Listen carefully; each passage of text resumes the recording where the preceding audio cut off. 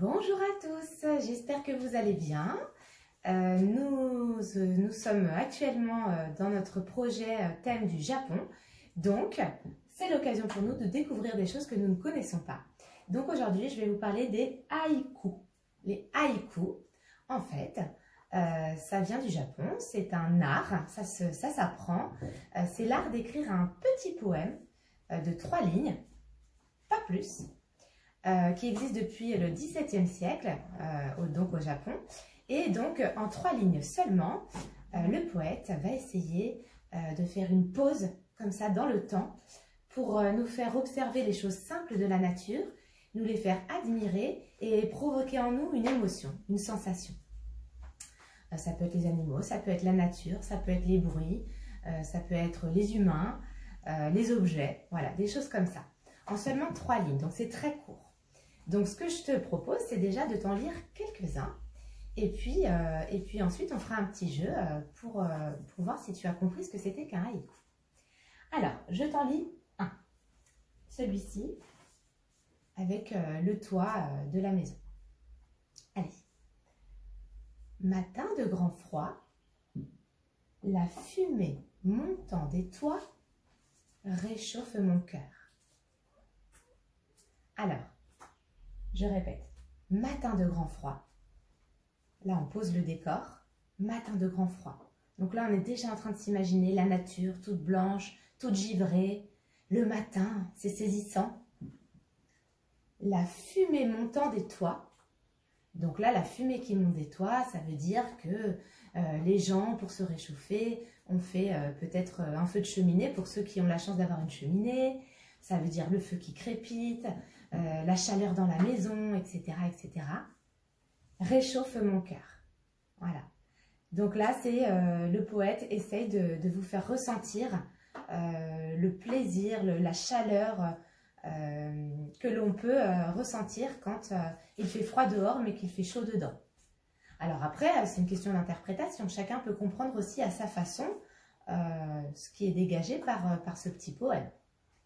Donc, je te rappelle que ça s'appelle un haïku. Voilà. Alors, un deuxième exemple de haïku. Donc, petit poème de 3 lignes seulement, 3 vers.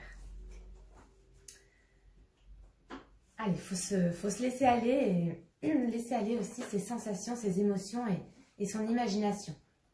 Il faut imaginer le décor et tout ce que ça peut procurer à ce moment-là.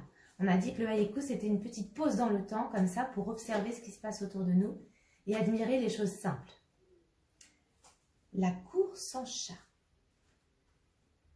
traversant de ci, de là. Le merle parade. La cour sans chat, traversant de ci, de là. Le merle parade. Alors, est-ce que tu comprends ce que ça veut dire? Une cour, donc une cour de récréation, une cour de ferme, voilà, un endroit où il n'y a pas le chat. Et le chat n'est pas là en train de traverser par-ci, par-là. Qu'est-ce que ça provoque pour les oiseaux? La liberté, le calme. Parce que le chat a l'habitude de chasser les oiseaux, donc s'il n'est pas là, eh bien le petit oiseau peut parader, peut s'amuser, peut être en liberté. Donc là, le poète essaye de nous montrer les choses de la nature, le chat qui chasse l'oiseau et donc l'oiseau qui est content quand le chat n'est pas là. Vous voyez? Je vous le répète une dernière fois. La cour sans chat traversant de ci, de là. Le merle parade. Allez, encore un exemple. Là, ça va faire appel à nos sensations, à nos sens. Dans le vieil étang, une grenouille qui plonge. Oh, le bruit de l'eau.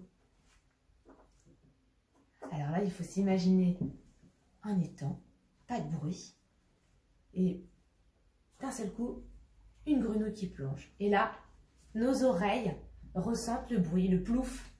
C'est tout simple, et ça fait voilà, une petite pause dans le temps. Dans le vieil étang, une grenouille qui plonge. Oh, le bruit de l'eau. Allez, un dernier exemple. Donc, vous savez qu'au Japon, il y a beaucoup de cerisiers. C'est le printemps, donc tous les cerisiers sont en fleurs, c'est magnifique. Alors, ce poète, voilà ce qu'il a créé comme haïku. Tout autour de nous, le monde n'est plus que fleurs de cerisier. Donc ça veut dire qu'au printemps, au Japon, au moment du printemps, c'est comme s'il n'y avait plus rien d'autre autour de nous que des fleurs de cerisier. Un monde tout rose. Tout autour de nous, le monde n'est plus que fleurs de cerisier. Alors, j'espère que ça te plaît. J'espère que tu commences à comprendre un petit peu comment fonctionne un haïku, sachant qu'on peut aimer en lire et on peut aimer aussi en écrire. Hein, ça peut être un peu un bon moyen de s'exprimer que d'écrire un petit haïku. Alors, on va passer à un petit jeu maintenant.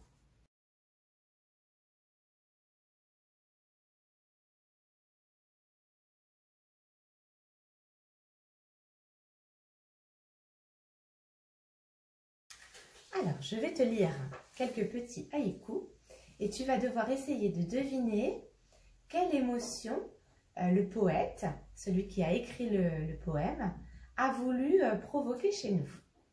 Parce qu'il peut y avoir des haïkus drôles, des haïkus tristes, des haïkus surprenants, voilà, tout un tas de sensations, d'émotions. Donc, ce petit jeu, c'est pour que tu puisses trouver l'émotion de chaque poème. C'est parti. Une fleur tombée remonte à sa branche. C'est un papillon. Une fleur tombée remonte à sa branche. C'est un papillon. Alors là, l'émotion qui est suscitée par ce petit poème, c'est la surprise. La surprise, parce qu'on ne comprend pas bien au début de quoi le poète parle. Une fleur qui est tombée et qui remonte à sa branche. C'est de la science-fiction, c'est pas possible. Ou alors, voilà, dans nos rêves. Et en fait, non, ce n'était pas une petite fleur qui remontait. De loin, on pouvait croire que c'était une petite fleur, mais en fait, c'était simplement un papillon sur une branche. La beauté de la nature qui est mise en avant et l'émotion, donc, c'est la surprise. Voilà, on est surpris par ce qui se passe dans ce petit poème. Allez, un autre exemple. Je te rappelle que tu dois trouver l'émotion qui est cherchée à être suscitée par le poète. Tempête d'automne. Tempête d'automne. Un chapeau suivi d'un homme. Tempête d'automne. Un chapeau suivi d'un homme. Alors, est-ce que tu as compris ce qui se passe dans ce haïku? Tempête d'automne. Donc, on imagine un paysage jaune-orange, du vent, des feuilles qui tourbillonnent, donc toutes les choses qui s'envolent. Et là, on voit passer devant nos yeux un chapeau, donc le chapeau qui s'envole, suivi de l'homme certainement qui est en train de courir après son chapeau. Donc là, c'est l'émotion, c'est de l'humour. Voilà, c'est amusant. Ce petit haïku, il est amusant. Il est presque un petit peu moqueur. On voit l'homme en train de courir après son chapeau et puis ça nous amuse. Voilà. Allez, encore deux. Corde à linge. Le vent tente d'enfiler un pantalon. Corde à linge. Le vent tente d'enfiler un pantalon. Alors, corde à linge. Allez, on laisse aller son imagination. On imagine, voilà, dans le jardin, du linge suspendu en train de sécher, de virevolter un petit peu avec le vent. Et puis, ce pantalon qui se soulève et le vent qui essaye d'enfiler le pantalon. Comme si le vent, c'était une personne qui enfilait ses jambes dans le pantalon. En fait, ça veut juste dire que le vent fait soulever les deux jambes du pantalon. Allez, dernier petit poème. Donc, tu cherches l'émotion que ça provoque chez toi. Partis en famille pour des vacances au soleil. Tous dans les bouchons. Je répète. Partis en famille pour des vacances au soleil, tous dans les bouchons. Alors, quelle émotion se dégage de ce poème? Partis en famille pour des vacances au soleil. Donc on s'imagine, on a fait nos valises, on est dans la voiture, on est tous super contents de partir au soleil. Et puis, dernier vers, dernière phrase, tous dans les bouchons.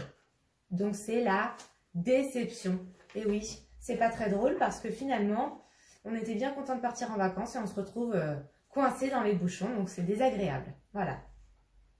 Allez, ça c'était une première introduction, une découverte des haïkus. Et puis, on s'amusera à en lire d'autres et peut-être à en écrire. À bientôt!